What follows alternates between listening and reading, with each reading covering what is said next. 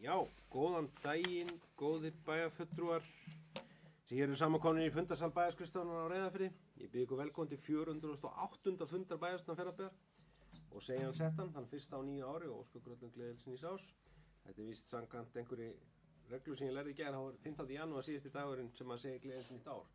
En þetta var nú fróðleikur sem ég pikkaði upp í gær. En hér á dagskrá fundar í dag eru fundargerðir bæjarráðs nr. 924, 25 og 26 teknar saman til umræðu og atkvæðagreiðslu og enginn hreyfist í andmælum.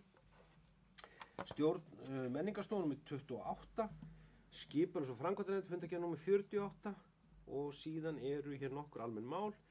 Það er fyrst fjárhagsáætlun 2025 viðauki 2 og sem hér er lagður fram.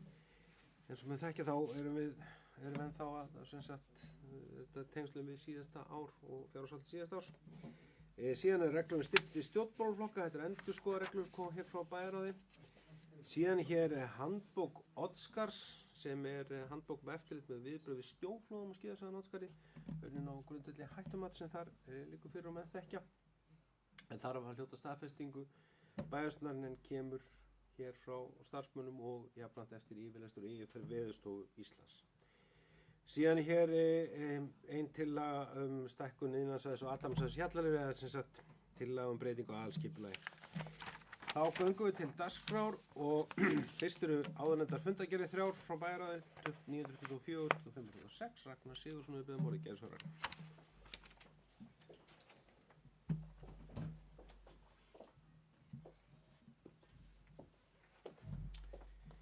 Já, virðulegur forseti, bæjarstjóri ágætu bæjarfulltrúar, ég ætla að fara hérna yfir fundargerðir bæjarráðs.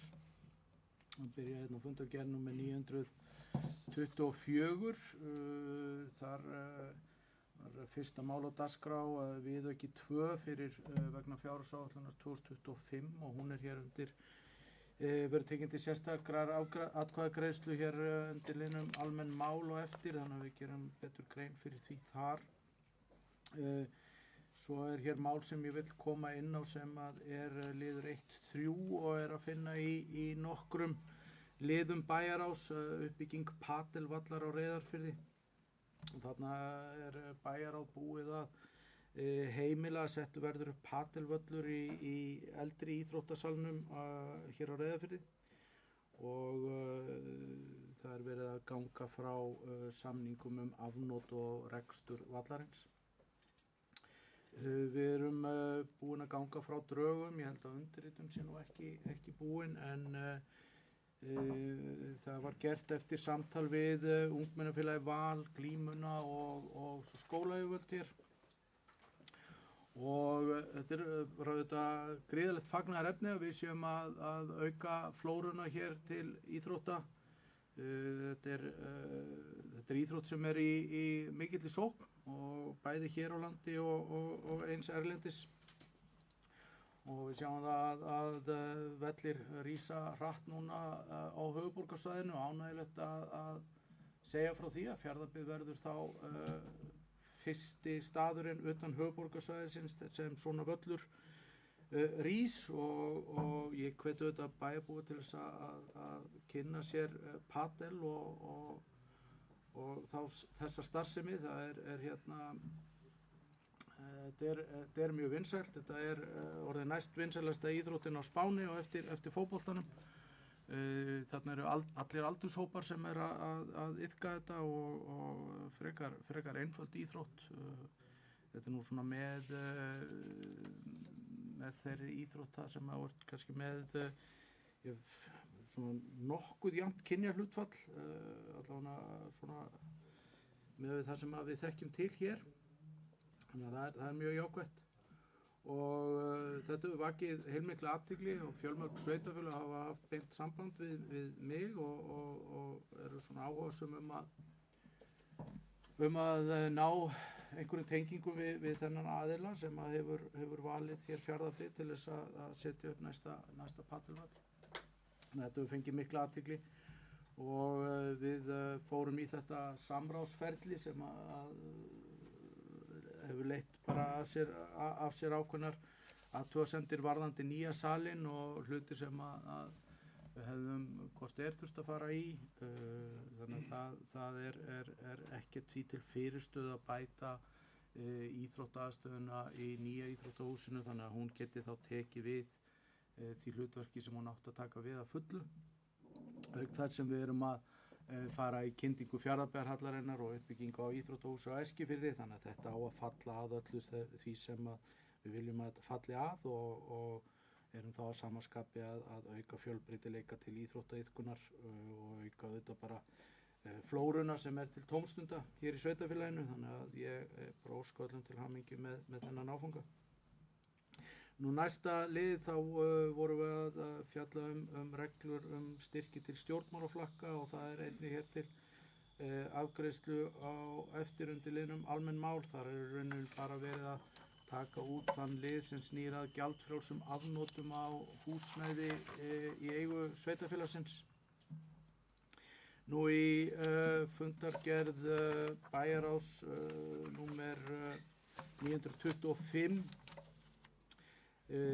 þar verið að fara yfir ýmis frumvörp til breytinga á lögum og þar langar mig kannski fyrst og fremst að fjalla frumvarp til laga lagareldi. Þar er komið frumvarp sem að flest öllu leyti til bóta og ég held að það sé svona til þess að með það fyrir augum að skapa meiri sátt þessa grein. Og það auðvitað kannski finnst mér svona sérstakt fagnaðarefni og fyrir okkur hér sem höfum lagt fram ítrekkaðar bókanir að leggja niður fiskeldissjóð að það er þarna gert en þó er mjög óljóst hvert hlutverkið á að vera, þar að segja að við höfum barist fyrir því að fá hér bara jafna hlutdeild úr því burðarþolsmati sem að skiptingin þar að segja, ég man ekki hvort það sé 1/3 eða 1/4 af heildarfiskeldisgjaldinu sem að rennur frá laxeldisfyrirtækjunum sem á að koma þá tilbaka í gegnum fiskeldissjóð. Við höfum þá lagt til að það sé bara einföld reikniregla, bara sem tæki mið af burðarþolsmati. Núna tekur ráðherra við hlutverki fiskeldissjóðs og mjög óljóst hvernig menn ætla að fara í það að skipta úr sjóðnum í framhaldinu en þó þess getið að þá á eftir að vinna slíkar reglur þannig að það er alveg ástæða til þess að fagna þessu frumvarpi og ég held að það sé að mestu leyti til góðs. Nú í bæjarráði 926 þar langaði mér aðeins að koma inn á lið 3.5 varðandi rannsókn fyrir húsnæðisþörf íbúa 60 ára og eldri. Við höfum svolítið skeið unnið að könnun meðal íbúa 60 ára og eldri varðandi húsnæðisþörf og hvaða áherslur þau eru með í þeim efnum. Búið að vinna könnunina í þéttu samráði við öldungaráð og nú eru niðurstöður komnar úr því og verið að útbúa sérstakann svona kynningarpakka fyrir verktaka og sem að þá miðar að því að hvetja þann hóp til þess að kynna sér niðurstöðurnar með það fyrir augum að þeir líti á þetta sem góða nálgun í því að finna svona hver eftirspurnin meðal eldri borgara og hvað sjónarmið þeir hafa til dæmis gagnvart leiguhúsnæði og það verður þá kynnt á næstunni og sem og menn þá fara til umfjöllunar í öldungaráði. Fleira ekki bili.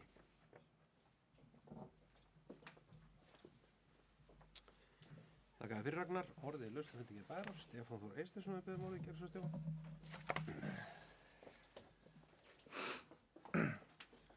Forseti, bæjarstjóri og bæjarfulltrúar og starfsmaður eða fundar eða bæjarritari.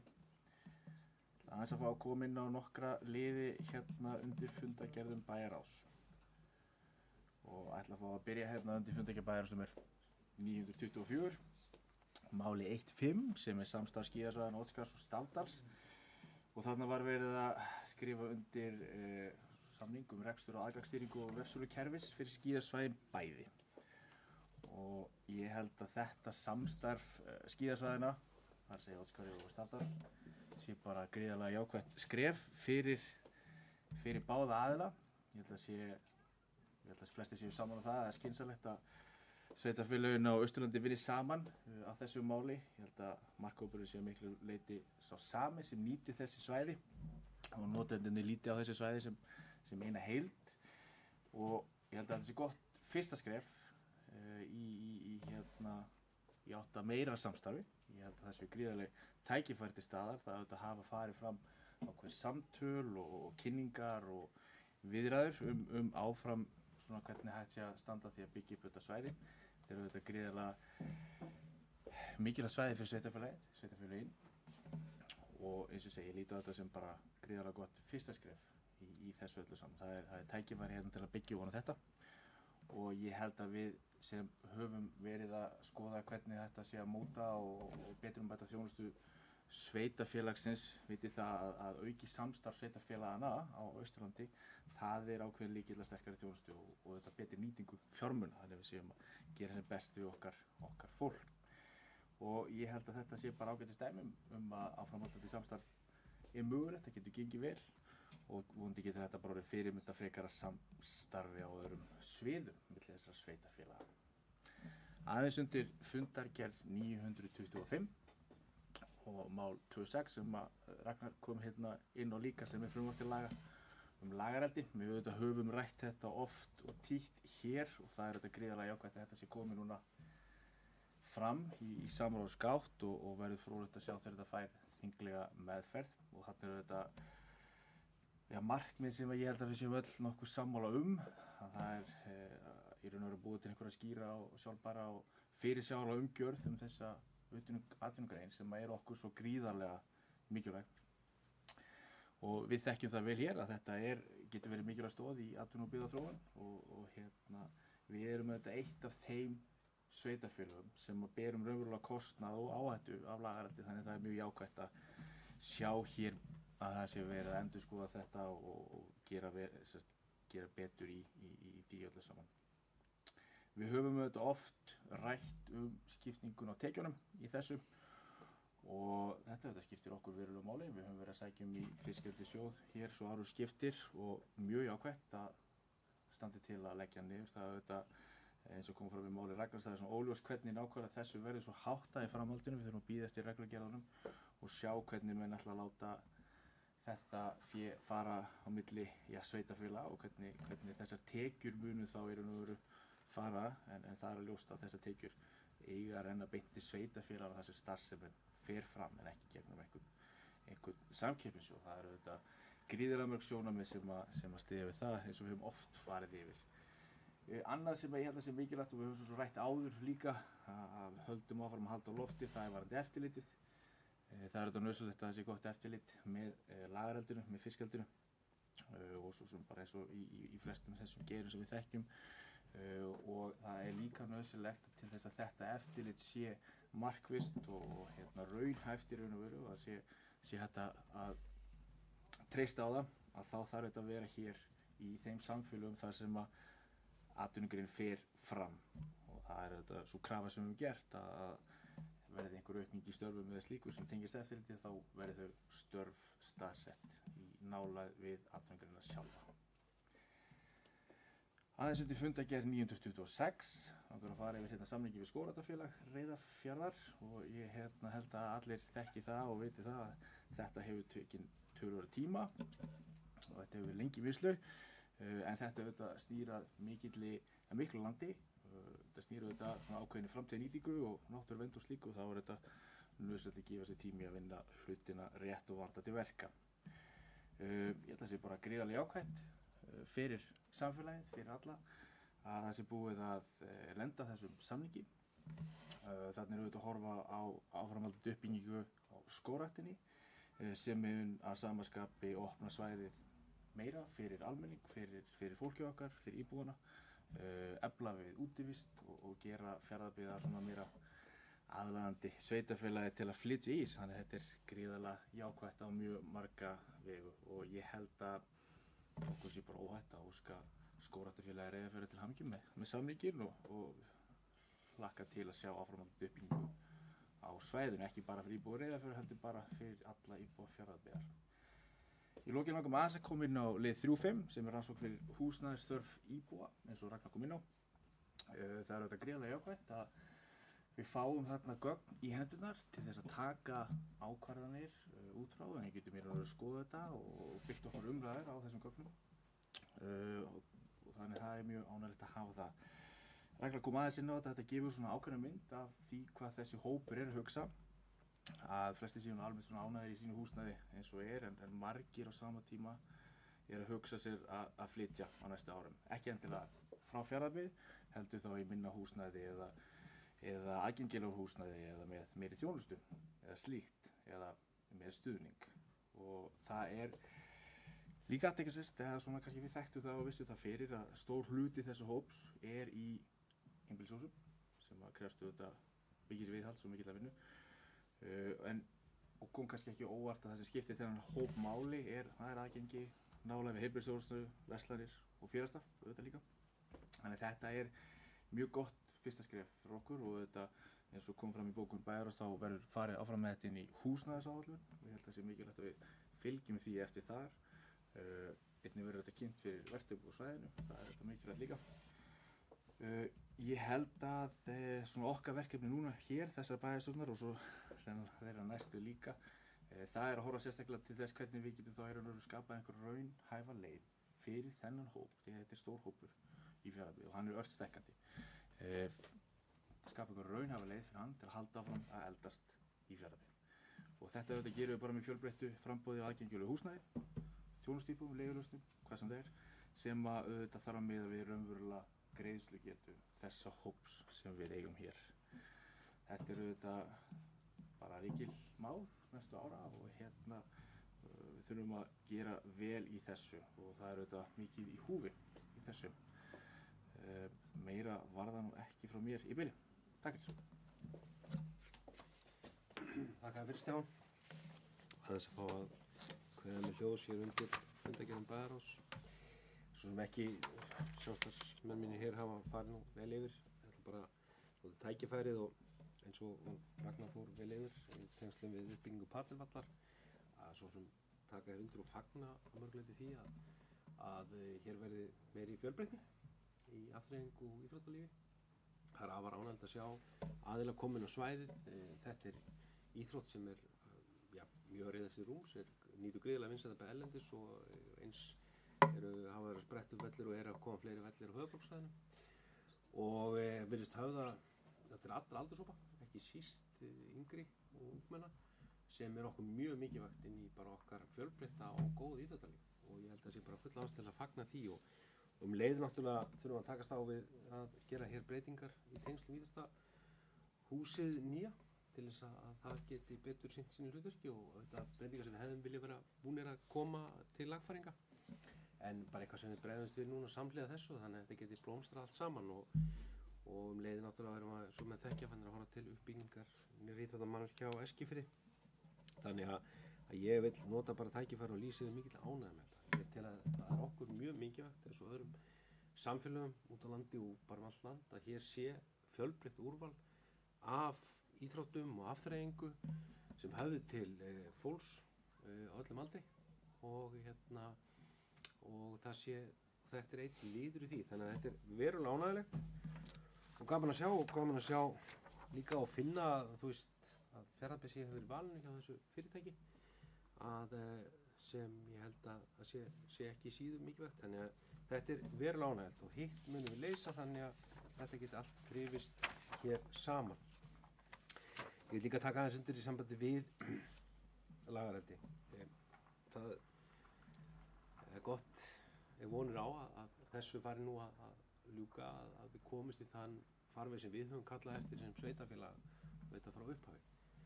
Að fara út úr þessu samkeppnisumhverfi og hér verði horft til þess að þessi ört vaxandi og atvinnugrein sem við höfum verið hér með mikla þverpólitíska sáttum og teljum að sé mikilvægt að byggist upp í sveitafélaginu og vonandi svo hefur góðið hér fram á á fundum fyrra og höfum lýst mikill ánægði með að ráðherra hafi kallað eftir núna gögnum til þess að geta hafið undirbúninga slíku eldi í Mjóafirði þar sem við höfum ákatt kallað eftir sveitarstjórn eða bæjarstjórnir sameiginlega og íbúar Mjóafirðar. Leið að það er bara að það afgjald sem á að skila til sveitarfélagsins komi beint til sveitarfélagsins. Það er því miður gegnum tíðina svona tilhneiging ríkisvaldsins til að setja upp samkeppnissjóði sem eru algjörlega óþarfir. Hér erum við að ræða atvinnugrein sem er að byggjast upp landið eða á 2 svæðum á landinu og það er bara mikilvægt að það svo árástur geti skilað sér beint til sveitarfélagsins og þurfi ekki að halda hér utan með einhverju umgjörð sem nú er í dag. Þannig að þetta er ánægjulegt og ég vona að þetta frumvarp, við þurfum að veita það umsagnir og það hljóti þinglega meðferð og fari í gegnum þingið nú þannig að við getum nú fara að horfa til þess að þetta sé með þeim hætta með þurfi ekki að setja hér löngum stundum og fullum umsóknir og láta þær fara fyrir stjórn sem er staðsett Suður Reykjavík og að þetta verði með þeim hætti eins og sveitarfélagið er. Við viljum hafa sjálfstæða tekjustofna og tekjustofna af því þeim verðmætum sem verða til hjá okkur og við erum líka með fullt af öðrum hugmyndum að því að þátt að það hlutdeild í slíkum tekjustofnum sem ríkið tekur nú þegar af atvinnugreinum hjá okkur. En allavega teljum að þetta sé mikilvægt og þetta sé gott skref og vonum að þetta gangi vel eftir og Alþingi vinni þetta hratt og örugglega og á þessu verið fundar leiðir til að þetta sé sem sanngjarnast gagnvart okkur. En það var ekki fleira sem ég vildi svo sem koma hér inn á í þessum fundagerðum bæjar sem ekki hefur áður rætt. Vilja fleiri hversu ljós? Svo virðist ekki verið. Ég ber þar þá upp 3 til samþykktar þessi það sanngjarnarskeiðmerki. Það eru samt þetta með 9 atkvæðum. Þá ætla ég að fá að játa með örlítinn mistök og óska til bæjarfulltrúa að fá að leita hérna aðeins afbrigða þá boðaðri dagskrá. Fá að setja, bæjarfulltrúa að samþykkja það að fá að setja inn breytingar og nefndaskipan hjá B-lista rannsóknar sem ég ætlaði að fá að leita upplýsinga strax í byrjun. Við erum að gera örlítið breytingar og setja í fjölskyldunefnd og hafnarstjórn og ég ætla að fá að bera það undir fundin hvort hann samþykkja það komi hér inn sem síðasti liður dagskrár. Er einhver sem vil tjá sig um það? Svo er ekki að byrja eftir samþykktar, það sagði þetta með 9 atkvæðum. Þá mun það koma inn hér í lokin til þess að það hljóti staðfestingu hér á þessum fundi. Þá eru næstkonni lið 4 sem er stjórn menningarstofunum með 28. Lið orðið laust, þá ætla ég að taka að venju til máls aðeins undir þessari fundagerð. Eins og maður sjá þetta var það síðasta fundur, þetta voru hér með svo fund hér fyrir í dag, fyrst á 9 ári. En við höfum verið að vinna áfram og þannig að alveg viljum bara koma inn á að bæjarhátíðir í Fjarðabyggð höfum verið í umræðum bara við bæjarhátíðina núna í haust, hitt forsvarsmenn hátíðana sem eru hér haldnar á hverju ári og annarkvært ári eins og tilfelli í Stöðvarfirði sem haldnar á 2 ára fresti og munum verið að gera það eftir sumarið í sumar. Þeir eru að vinna sig í rétt ról eins og þau sögðu okkur eftir COVID. Þetta er hátíðir gríðarlega mikilvægar fyrir samfélag okkar og er hér sprottnar og haldið utanum af áhugafólki meira og minna og félögum þarum. Og við höfum verið að svona bara heyra hvernig við gengið. Við erum að móta okkur og munum afgreiða núna í kringum í lok þessa mánaðar svona það styrkjafyrirkomulag sem við höfum, bara forfesta. Jafnframt hefur menningarstofu eða stjórn menningarstofu verið falið umhald á styrkveitingum Hafnarsjóðs. Hafnarsjóður hefur styrkt menningarviðburði innan sveitafélagsins og hefur falið menningarstofu það umhald, eða stjórn menningarstofu það umhald og við gerum ráð fyrir að funda núna með forsvarsmönnum aftur núna ég hugsa að verðum ekki vinna mánaðamót janúar og febrúar til þess að svona formfesta þetta og þannig að sé fyrir sér ekki því. Jafnframt erum við verðum með lítið stærri pott núna til styrkja til menningarmála. Og við vorum hér í dag og vorum bara þarna og síðan í dag að formgera það horfum til þess að í byrjun mars verði þeir pottar, sá pottur auðlistur og það er margt spennandi framundan hjá menningarstofu. Þess ári Insider sömuleiðis á þessu ári hjá okkur, tvíæringurinn okkar og margt þar undir. Þannig að það er bara líf og mikil gróska framundan vonandi í menningarmálum á þessu ári líkt og síðasta ári og síðustu árum og við ekki treyst á þessu sem að hrósa starfsfólki menningarstofu fyrir það starf sem þar er unnið. Ásamt því að við erum undan með sérstaka áherslu á söfn á þessu ári og erum undan að fara að vígja í næstu viku nýtt skjalasafn Fjarðabyggðar og sem verður auglýst sérstaklega núna fyrir helgi á veg Fjarðabyggðar, þar sem við erum að taka það í notkun og flutningar eru hafnir í því og aflagning, geymsla og fleiri húsnæði sem við höfum verið að geyma skjöl okkar síðustu áratugi. En það var ekki fleira sem ég vildi segja til Stjórn menningarstofu, vilja þessi hljós. Svo virðist ekki vera, þá ber ég fundargerðina upp fyrir atkvæða, þessi mann sagði ekki með skíðamerki, hún sagði þetta með 9 atkvæðum. Þá er næst fundargerð skipulags- og framkvæmdanefndar nr. 48, orðið laust hana, vill einhver kveða þessi hljós. Þá ætla ég að fá að enginn hefur kveðið þessi hljós, ég ætla að fá að bera upp til atkvæða þessi mann sagði ekki með skíðamerki, hún sagði þetta með 9 atkvæða. Þá erum við komin í liðin almenn mál og það er fyrst fjárhagsáætlun 2025 viðauki 2. Þessu vísa hér frá bæjarráði til afgreiðslu bæjarstjórnar viðauka 2 við fjárhagsáætlun ársins 2025 og viðaukinn eins og bæjarfulltrúar sjá en svona skammt segja frá að segja viðaukinn felur í sér breytingar á fjárhagsáætlun ársins 2025. Hér segir hækkun fjárfestinga fjárhæð 140,6 milljónir í eignasjóða vegna klæðninga Fjarðabyggðarhallarinnar, hækkun fjárfestinga fjárhæð 30 milljónir í eignasjóða auknar styrkveitingar og sömu fjárhæð vegna fyrsta áfanga endurgerðar íslenska stríðsvarðsafnsins, hækkun fjárfestinga fjárhæð 22,4 í fráveitu og auknar styrkveitingar og sömu fjárhæð vegna fráveitu á Eskifirði, aukin rekstrarkostnaðar fjárhæð 30 milljónir aðalsjóði og auknar styrkveitingar fjárhæð 25 á móti vegna uppbyggingar áfangastaðar í Streitiskorfi. Þetta er verið að formgera sem var verkefni sem styrt var á áfangastaðasjóði farinn. Hækkun fjárfestingar að fjárhæð 35 milljónir í eignasjóða vegna búsetukjarnar Skála á Reyðarfirði og síðan hækkun fjárfesting Hafnarsjóðs að fjárhæð 139 milljónir vegna kaup á Hafnargötu 6 á Reyðarfirði. Síðan í Gilið það er aukin rekstrarkostnaðar að fjárhæð 13 milljónir vegna niður á fasteignum en fasteignum þar á Mýragötu 6 á Norðfirði og Öldugötu 6 á Reyðarfirði voru rifnar á árinu og hæru þar að ekki hluti af eignasafni Fjarðabyggðar. Áhrif viðaukans eru þær að fjárfestingar að þetta hækka 103 milljónir og 139 milljónir krónur í B-hluta eða alls 312 milljónir. Rekstra niðurstaða A-hlutans lækkar því 18 milljónir króna og verði jákvæð 190 þessu óbreyttu og rekstra niðurstaða samstæða lækkar samsvarandi verður 628,4 milljónir króna. Sjóðstaða samstæðan lækkar í árslok og lækkar 330 milljónir verður 159 milljónir króna í árslok. Orðið er laust þennan viðauka, lemka þessi ljós. Svo virðist ekki verið að bera hann til saðan til þess að hann saðan ekki með skíðamerki. Þannig að þetta með 9 atkvæðum. Þá er hér komið næst í lið reglur styrki til stjórnmálaflokka sem er sömulegis vísa hér á bæjarráði og var nú komið inn hér í umræðum áðan. Þetta er uppfærðar reglur framlög til stjórnmálaflokka sem Fjarðabyggð hefur haft árabil og samkvæmt lögum sveitarstjórnarmál. Og þarna sú breyting sem á sér staði það að í fyrir reglum var kveðið á ásamt því að greiddi föst fjárhæð sem deilist út til stjórnmálaflokka á hverju ári, 1 milljón krónur sem dreifist eftir kosninga atkvæðamagni þeirra sem hluti hafa fulltrúi bæjarstjórn. Þá hefur verið heimil gjaldfrjáls afnot af húsnæði og sveitarfélags fyrir fundi á vegum stjórnmálasamtaka. Við teljum að það sé eðlilegt að það sé jafnræði því eins og önnur félagasamtök og þar nefndi að sá hluti regluna breytist þannig að hann fellur út sá liður og stjórnmálaflokkar svo sem greiða þá ef þeir nýta sér húsnæði sveitarfélags eftir gjaldskrá. Orðið er laust þessa breytingu á reglum. Ekki hvað þessi hljós, ég ætla að bera hann til saðendar þess að hann sagði ekki að við skemur ekki. Saðend með 9 atkvæðum.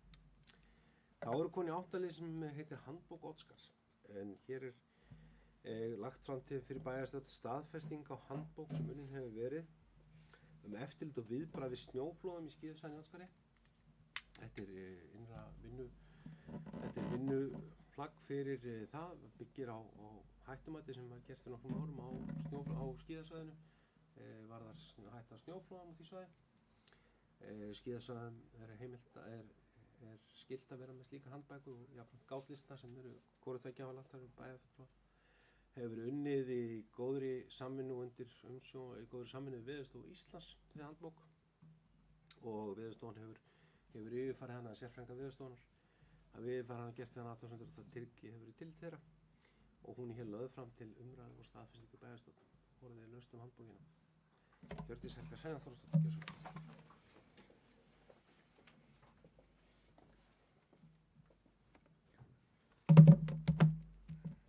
Já, forseti bæjarstjórnar, bæjarstjóri og bæjarfulltrúar. Mér langaði bara aðeins að staldra við mikilvægi þess að hafa skýra og virka viðbragðsáætlun vegna snjóflóða á skíðasvæðum. Það er nú ekki langt síðan og þá í kjölfarið á snjóflóðaatvikinu í Stafdal í mars 2024 þar sem að einstaklingur lenti undir flóði en bjargaðist vegna skjótra viðbragða. Sjáum við svart og hvítu hversu miklu máli undirbúningurinn skiptir. Og þegar slíkt gerist engin tími til að velta fyrir sig hvað á að gera og hvað liggur fyrir og hver á að gera hvað. Þannig að það er mjög ánægjulegt að geta staðfest hér, að við bæjarstjórn getum staðfest hér að í Oddsskarði eru til skýrar viðbragðsáætlanir, bæði hvað varðar daglegt snjóflóðaeftirlit og viðbrögð ef að snjóflóð fellur. Það er ábyrgð skýr, ferlar eru skilgreindir og áhersla lögð á öryggi, hraða og samhæfingu. Og við vitum alveg vel og þekkjum það hér sérstaklega í Fjarðabyggð að fyrstu mínúturnar skipta sköpum í snjóflóðum, þannig að það er líka mjög mikilvægt að hún sé ekki bara aðeins í gildi ef hún er til staðar því að hún þarf að vera þekkt, æfð og virki framkvæmd.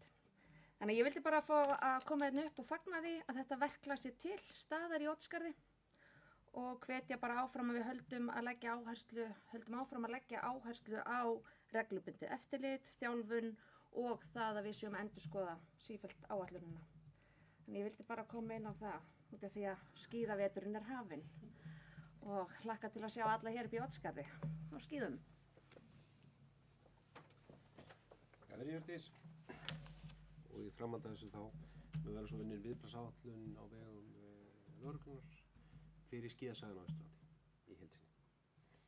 En orðið laust handbók. Enginn ljós ætli að bera þessa handbók upp. Þeir sem hanna staðan ekki við skíðamerki. Hún er staðan með 9 atkvæða. Þá er ég hér komin í lið 9 sem er vísað á skipulags- og framkvæmdanefnd til afgreiðslu bæjarstjórnar tillögu og vinnslustigi breytingu á aðalskipulagi vegna iðnaðar- og athafnasvæðis á Hjallaleiru og Reyðarfirði og tillagan er kynnt í samræmi við 2. málsgrein 30. greinar skipulagslaga og við mótunarstilla hafa verið felld niður áform stækkun til austur sem allmargar athugasemdir voru gerðar við þegar skipulagslýsing var kynnt. Og orðið er laust þessa breytingu og vinnslustigi tillögunnar. Enginn þessi ljós, þetta ber hann upp til saðan þess að hann saði ekki með skíðamerki. Hún er saðið með 9 atkvæða. Þá ætla ég að fá að fara í lið 10 sem er hér, þá kom inn með afbrigðum áðan og byrst afsökunar að ekki borið það upp í upphafi fundar. En það er breyting á nefndaskipan Framsóknarflokksins í nefndum. Það er breyting á fjölskyldunefnd. Tinna Hrönn Smáradóttir mun láta af aðalsetu í fjölskyldunefnd og hennar stað mun Helga Rakel Arnardóttir taka sæti sem aðalmaður. Helga hefur verið varamaður og hennar varamannssæti tekur Þuríður Lillý Sigurðardóttir. Samhliða því er gerð breyting á hafnarstjórn. Tinna Hrönn Smáradóttir mun taka sæti aðalmanns þar í stað Þuríðar Liljar Sigurðardóttir. Þannig að þessi tillaga hér lögð fram. Orðið laust hana. Einhver... Ég held bara að Stefán Þór ætlaði að fara að gera hér athugasemdir þessa spurningu. Nei, enginn þessi ljós, ég ætla að bera upp til saðið þess að hann saði ekki með skíðamerki. Hún saði með 9 atkvæða. Þá, gott fólk, er dagskrá bæjarstjórnarfundar tæmd í dag. Eins og áður segi þá vil ég svona bara ítreka það fyrir við bæjarfulltrúa og svo sem bara alla þá sem áhuga hafa á að í næstu viku þann 22. fimmtudag ég fara með rétta dagsetningu verður klukkan 4 verður vígt nýtt húsnæði Skjalasafns Fjarðabyggðar sem er í Neskustad og hveti bæjarfulltrúa til að koma þar og kynna sér húsnæði og starfsemi þar við erum að flytja þar inn núna skjöl úr geymslum og verður sömuleiðis opið fyrir almenning og verður svona smá athöfn í byrjun en síðan húsið opið milli 4 og 6. Þetta verður auglýst nánar núna á morgun bæði fyrir almenning og eins verður bæjarfulltrúum sent boð þarum. Jafnframt gerum við ráð fyrir því að næsta fundi bæjarstjórnar í byrjun febrúar, 5. febrúar, að við munum opna hér þá nýjung á vef Fjarðabyggðar sem er svo kallað 360 gráðu ferðalag Fjarðabyggð. Það er verið að nýta þetta núna einmitt á kaupstefnunni Mannamót, en Fjarðabyggð hefur látið gera núna sýndarveruleika ferðalag sveitafélagið, ekki bara fjöll og fyrnindi frá Mjóafirði og Suðri Breiðdal, og er þetta verulega vel gert. Þau eru unnið í samstarfi við Eflu sem hefur unnið það svona síðustu 2 sumur að taka þetta myndefni upp, þannig að þetta mun vonandi verða íbúum og gestum okkar til yndisauka að skoða og sjá, og jafnframt þeim sem hyggja á ferðalög og annað Fjarðabyggð og óbyggðir. Og þetta stefnum að verði hér komið líka inn á heimasíðu.